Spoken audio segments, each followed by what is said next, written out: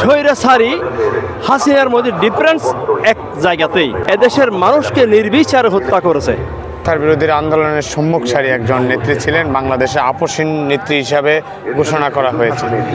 বাংলাদেশ একজন অভিভাবক হারিয়েছেন। বিসমিল্লাহির রহমানির রহিম। প্রিয় দেশবাসী, আসসালামু আলাইকুম। ডিফারেন্স শুধু এক জায়গাতেই।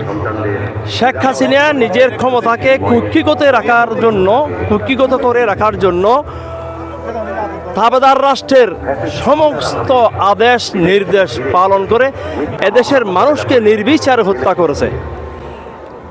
57 জন বিডিআর অফিসারকে হত্যা করেছে শুধুমাত্র তার ক্ষমতাকে দীর্ঘায়িত করার জন্য।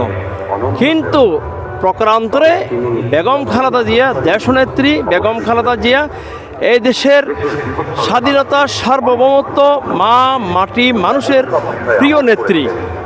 তার এবং স্বৈরাচারী হাসিনার মধ্যে ডিফারেন্স এক জায়গাতেই। সে নির্বিচারে হাসিনা মানুষ হত্যা করেছে, আর বেগম খালেদা জিয়া এই দেশকে রক্ষা করার জন্য যা যা কিছু করণীয় তা কিছু করেছে। তার কাছে দেশাত্মবোধ এবং দেশ রক্ষার মাতৃত্ববোধ এটা সর্ববিষয়ে সর্বজন স্বীকৃত।